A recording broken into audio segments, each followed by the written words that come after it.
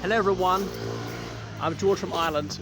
So I'm outside McCartney House in Greenwich, London, and this was the home of James Wolfe. That's Wolfe of Quebec.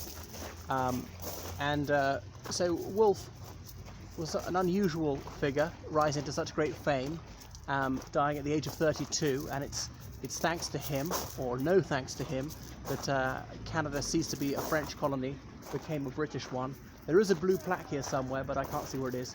I'm not sure why it's called McCartney House. Decided an Irish name. Anyway, James Wolfe was born in Kent. That's the southeast corner of England, very close to France. So not very far from here, with the southeast corner of London. His father, Edward Wolfe, was an Irish general, though he served in the British Army, not the Irish Army. We had an Irish Army, separate to the British Army back then. James Wolfe was English on his mother's side. So he was in touch with the Irish side of his family. They're living in Limerick and Dublin. They were distinguished army officers, judges, things like that. And it's true they were a very distant English origin. I'm not sure if he actually has spent any time in Ireland. Anyhow, so he was one of a number of siblings. He was short, sickly, and skinny, so might seem to be an unlikely army officer, but nevertheless was absolutely hell-bent on a military career from his earliest childhood. Joined the 1st Marine Regiment when he was 13. People had to grow up quickly back in those days. The lifespan was shorter, was not that academic, but still had artistic sensibility, was an avid reader of poetry, for example, a keen theatre goer. So he served in a number of campaigns attacking Cartagena in Spain. So he's born 1727, and then there was the War of Austrian succession. So who should be the next emperor of the Holy Roman Empire, with a pragmatic sanction to say that Maria Theresa should be allowed to take over. Remember, the Holy Roman Emperor was actually elected, but only elected by 7 men, the 7 mightiest men in Central Europe, there's the Elector of Hanover eventually, but was the Archbishop of Frankfurt, and I can't remember the other ones. Kurfürst being the German title of the Electoral Prince of Bavaria, and so on. And so, could a woman inherit this? And so the Habsburgs wanted Maria Theresa to get it. She married Charles of Lorraine, or Lothringen. People sometimes call him. The surname then became Habsburg-Lothringen, but people often drop the Lothringen for some reason.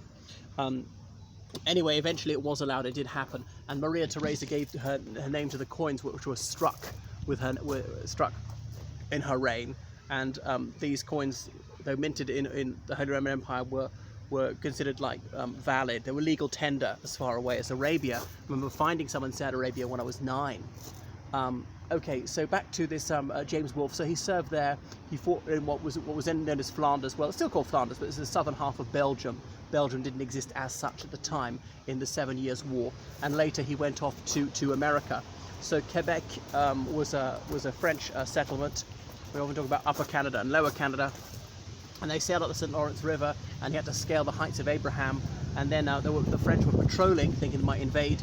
And then one of the French sentries, he challenged the British in the dark, and one of the Scots officers spoke sufficiently good French to be able to answer in flawless French, such as to convince the French sentry that they were in fact also French soldiers. So the sentinel didn't raise the alarm, and that's the British army was able to get up and just outside Quebec, fight that battle and take it from the French. So both James Wolfe and Montcalm were killed in the battle. Or Wolfe didn't actually drop dead; he was fatally wounded. There's a very romanticized version of his death, of his giving up his soul, has this waxy face, looking like a martyr. Of course, he didn't die a pacifist, but he spent the night reflecting on mortality.